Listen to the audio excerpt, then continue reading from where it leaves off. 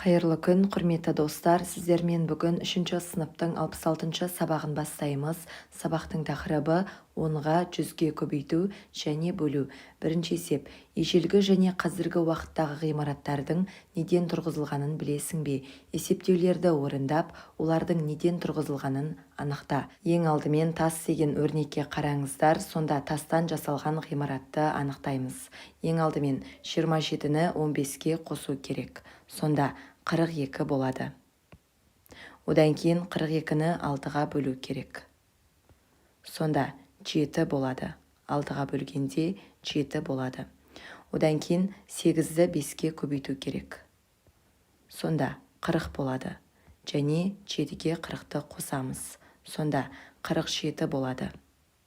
Олай болса, тастан жасалған ғимарат бұл пирамида екен. Енді екінші өрнекте ағаштан жасалған ғимаратты анықтаймыз. Сонда 82-ден 74-ті бірінші азайтып аламыз. Сонда 8 болады. Одан кейін оны 2-ге бөлу керек.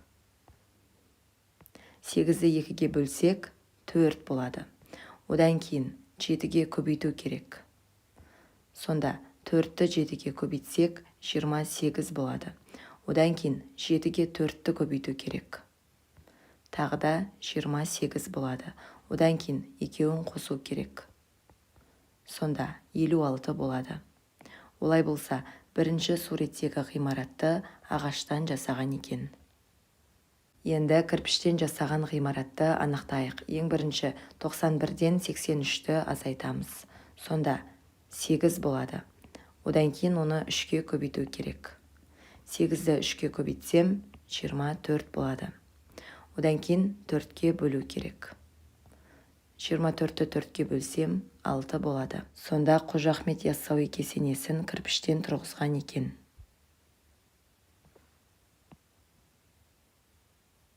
Енді екінші А есебі суретке берілген жазбаларға қара.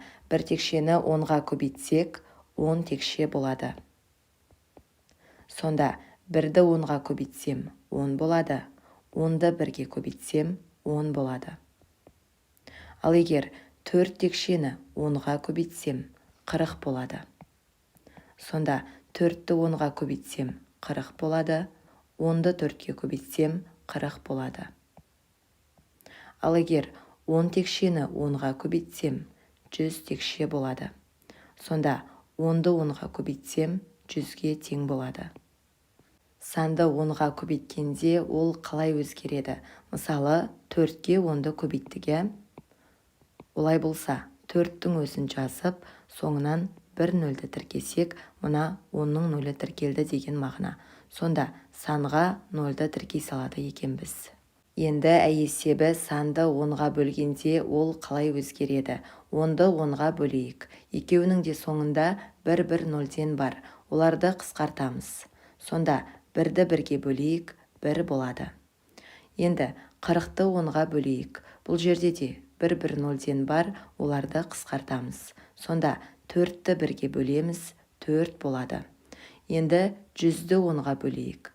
Онда 1 0, 100-де 2 0. Бірақ 100-дің 1 0-ін қысқартамыз. Себебі 10-нан 1 0-ді қысқартып жатырмыз. Сонда 10-ды 1-ге бөлсек 10 болады. Енді Б есебі есептеулерді түсіндір. 10-ды 2-ге көбейту дегеніміз 2 10-ды 1-1-не қосу деген мағына. Сонда 10-ды 10-ға қоссам 20 болады. 2-ні 10-ға көбейтсем 20 болады. Себебі 2-нің соңынан 1 0-ді тіркей саламыз. Енді 20-ны 10-ға бөлейік. Сонда соңындағы 1-1 0-нен қысқартсақ, 2-ні 1-ге бөлеміз, 2 болады.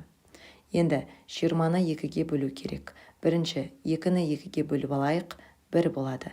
Және соңында қалған 1 0-ді тіркеп қоямыз. Сонда 10 болады.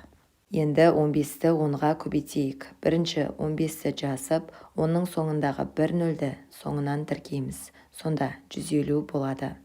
10-ды 15-ке көбейтсек те дәл солай, бірінші 15-ті жазып, 1 0-ді тіркейміз. Сонда 150 болады. Енді 150-ді 10-ға бөлейік. Соңындағы 1-1 0-ден қысқартамын. 15-ті 1-ге бөлсем 15 болады. Енді 150-ді 15-ке бөлейік. Бірінші 15-ті 15-ке бөлемін. 1 болады.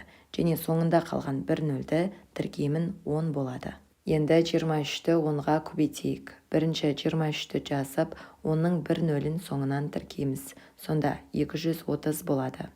Онда 23-ке көбейтсек те дәл солай 23-ті жазып, 1 нөлді тіркейміз. Сонда 230 болады.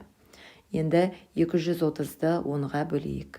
1 нөлінен қысқартамыз. Сонда 23-ті 1-ге бөлсек 23 болады. 230-ды 23-ке бөлгенде бірінші 23-ті 23-ке бөлемін. 1 болады. Және соңында қалған 1 нөлді тіркеймін, 10 болады. Енді есімізде сақтап алайық, санды 10-ға көбейткенде берілген санның оң жағына 1 нөлді тіркейміз. Мысалы, 3-ті 10-ға көбейтейік. Сонда 3-тің соңынан 1 нөлді тіркеу керек, 30 болады. Егер санды 10-ға бөлгенде берілген санның оң жағынан 1 нөлді алып тастаймыз. Мысалы, 20-ны 10-ға бөлгенде 0-дерді қысқартқан кезде 2-ні 1-ге бөлсек, 2-нің өзі шығады. Енді үшінші есептеулерді қарастыр. Санды 100-ге көбейткенде ол қалай өзгереді? 100-ді 3-ке көбейткенде 100-дің 3-еуін бір-біріне қосу деген мағына. Сонда 300 болады. 3-ті 100-ге көбейткенде 3-тің соңынан 2 нөлді тіркейміз. Сонда 300 болады. 100-ді 5-ке көбейткенде 5-тің соңынан 2 нөлді тіркейміз. Сонда 500 болады. 5-ті 100-ге көбейткенде 5-тің соңынан 2 нөлді тіркейміз. Сонда 500 болады. Енді санды 100-ге бөлгенде ол қалай өзгереді? 300-ді 100-ге бөлейік. Соңындағы 2 нөлдерін қысқартамыз. Сонда 3-ті 1-ге бөлеміз, 3 болады. 300-ді 3-ке бөлгенде бірінші 3-ті 3-ке бөлеміз, 1 болады. Және соңында қалған 2 нөлді 1-дің соңынан тіркейміз. Сонда 100 болады. Енді 500-ді 100-ге бөлейік. 2 нөлі қысқарады. Сонда 5-ті 1-ге бөлсек 5 болады. 500-ді 5-ке бөлгенде бірінші 5-ті 5-ке бөліп аламын. 1 болады. Және 500-дің соңындағы 2 нөлді 1-дің соңынан тіркеймін. Сонда 100 болады. Енді қорытынды жасайық. Санды 100-ге көбейткенде берілген санның оң жағына 2 нөлді тіркейміз. Мысалы, 4-ті 100-ге көбейтсек, 4-тің соңынан 2 нөлді тіркейміз. 400 болады. Ал 100-ге бөлгенде берілген санның оң жағынан 2 нөлді алып тастаймыз. Мысалы, 400 боп берілетін болса, 2 нөлді алып тастасақ, 4 болады. Енді 4-ші есебі әр бағандағы өрнектерді салыстыр. Бағандар қандай тәртіппен орналасқанын түсіндір. Бірінші бағанда 10-ға көбейтіп, 10-ға бөліп жатырмыз. Ал екінші бағанда 100-ге көбейтіп, 100-ге бөліп жатырмыз. Олай болса 9-ға 10-ды көбейтейік. 9-дың өзін жазып, соңынан 1 нөлді тіркейміз, 90 болады. 10-ға 9-ды көбейтейік. 9-ды жазып, 1 нөлді тіркейміз. Сонда 90 болады. 90-ды 9-ға бөлейік. Бірінші 9-ды 9-ға бөлемін, 1 болады және 1 нөлді тіркеймін. Сонда 10 болады. 90-ды 10-ға бөлгенде 1 нөлінен қысқартамын. Сонда 9-ды 1-ге бөлеміз, 9 болады. Енді 7-ге 100-ді көбейтейік. 7-ні жазып, 2 нөлді тіркеймін. Сонда 700 болады. 100-ді 7-ге көбейткенде де 7-ні жазып, 2 нөлді тіркеймін. Сонда 700 болады. Енді 700-ді 7-ге бөлейік. 7-ні 7-ге бөлсем, 1 болады. Және 2 нөлді тіркеймін, 100 болады.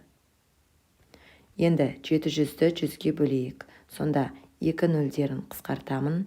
7-ні 1-ге бөлсем, 7 болады. Енді есебі үлгі бойынша тағы 2 баған құрастырып, оларды есепте. 24-ті 10-ға көбейтейік. Сонда 24-ті жазып, 1 нөлді тіркейміз. Сонда 240 болады.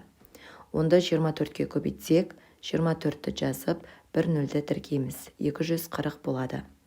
240-ті 10-ға бөлейік. 1 нөлінен қысқартамын. 24-ті 1-ге бөлсем, 24 болады. Енді 240-ті 24-ке бөлейік. Бірінші 24-ті 24-ке бөлемін. 1 болады. Және 1 нөлді тіркеймін, 10 болады. Енді 6-ны 100-ге көбейтейік. 6-ны жазып, 2 нөлді тіркеймін. Сонда 600 болады.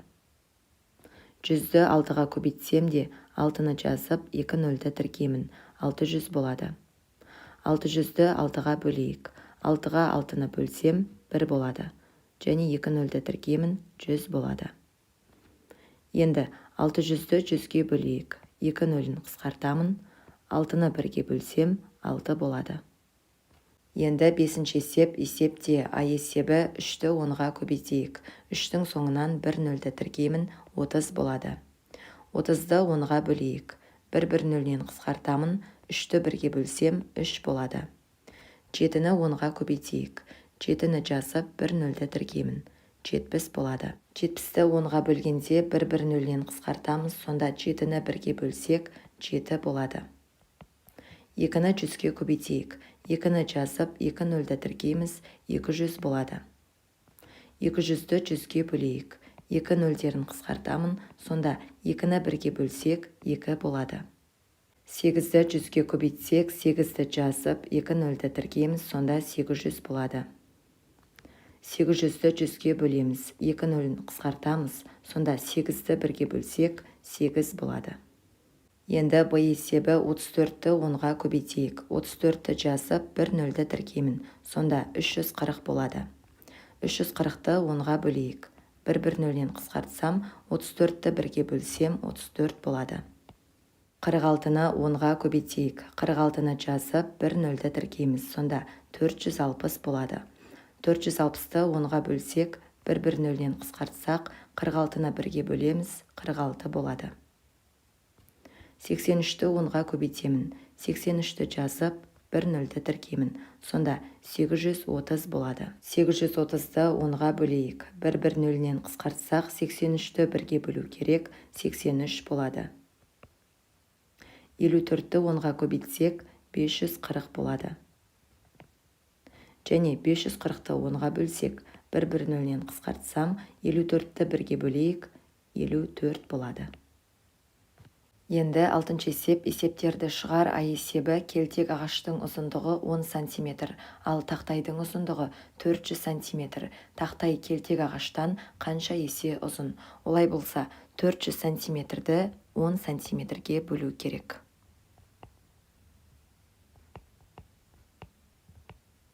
Сантиметр мен сантиметр қысқарады. 400-ді 10-ға бөлсем, 40 болады. Сонда 40 есе ұзын екен. Жауабы 40 есе ұзын.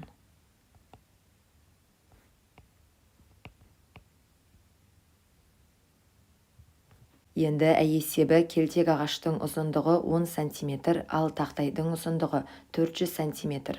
Тақтайдың ұзындығы келтек ағаштың ұзындығынан қанша сантиметрге артық? Бұл жерде қанша сантиметрге деп тұр. Сол себепті 400 сантиметрден 10 сантиметрді азайтамыз.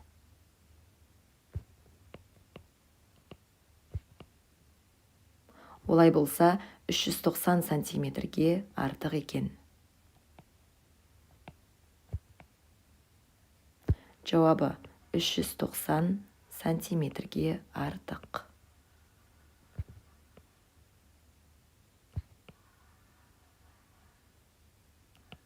Енді Б есебі бірінші құрылысшы 400 кірпіш, ал екіншісі одан 2 есе артық кірпіш қалады.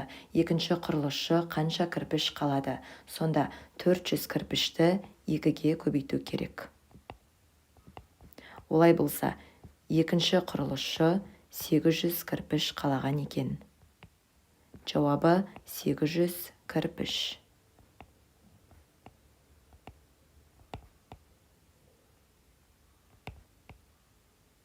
Енді В есебі бірінші құрылысшы 400 кірпіш қалады. Бұл екіншісіне қарағанда 2 есе артық. Екінші құрылысшы қанша кірпіш қалады?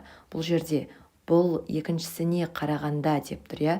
Олай болса, екінші құрылысшыныкі кем болып тұр. Сонда 400 кірпішті 2-ге бөлеміз. Сонда екінші құрылысшы 200 кірпіш қалаған екен. Жауабы 200 кірпіш.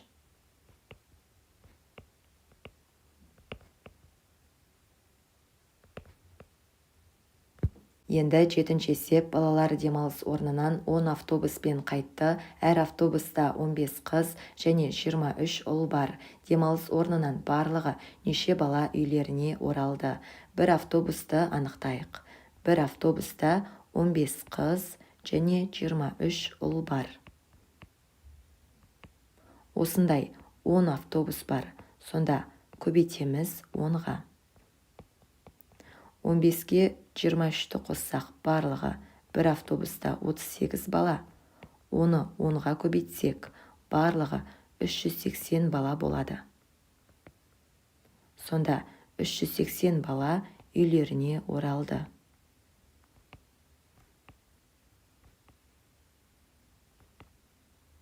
Енді 8-ші есеп, амалдардың орындалу ретін анықтап, оларды есепте. Бірінші, азайтуды орындаймыз. 45-тен 25-ті азайтсақ, 20 болады. Одан кейін екінші, бөлуді орындаймыз. Сонда 2-ге бөлетін болсақ, 10 болады. Одан кейін қосуды орындау керек. Сонда 10-ға 4-ті қосамыз, 14 болады. Келесі есепте бірінші азайтуды, одан кейін көбейтуді, одан кейін бөлуді орындау керек. Сонда 3 болады. Келесі есепте бірінші азайтуды, одан кейін көбейтуді, одан кейін азайтуды орындау керек. Сонда 42 болады. Келесі өрнекте бірінші жақшадағы қосуды орындаймыз. Одан кейін көбейтуді, одан кейін қосуды орындаймыз. Сонда 98 болады.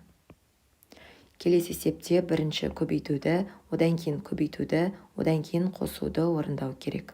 Сонда 22 болады. Келесі есепте бірінші қосуды, одан кейін бөлуді орындаймыз. Және қосуды орындаймыз. Сонда 13 болады. Енді 9-ші есеп, қорапта 4 қызыл және 4 көк моншақ бар. Егер қораптың ішіне қарамай 5-еуін алсақ, онда ең болмағанда оның біреуі қызыл моншақ болуы мүмкін бе? Сонда бір қорапта 4 қызыл және 4 көк моншақ бар. Бірінші барлығын анықтайық. Сонда 4-ке 4-ті қосамыз. Барлығы 8 моншақ. Одан 5-еуін алғанда, сонда 8 моншақтан 5-еуін алғанда 3-еуі қалады. Сонда алынған моншақтың біреуі қызыл моншақ болуы мүмкін бе? Барлығы 4 қызыл моншақ еді. Оның 3-еуі қалды. Сонда біреуі алынған болып тұр. Бұл алынған қызыл моншақ. Сонда болуы әбден мүмкін.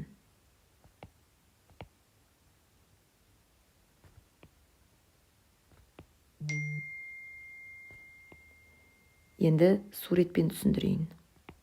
Мына жерде қораптың ішінде 8 моншақ тұр. Оның 5-еуін алды. 4-еуі көк, біреуі қызыл болады. 4-еуі көк, біреуі қызыл. Сонда ішінде алынбаған 3 қызыл қалады. Міне достар, біздің бүгінгі сабағымыз аяқталды. Келесі сабақтарды көру үшін каналға тіркелуді ұмытпаңыздар. Сау саламатта болыңыздар.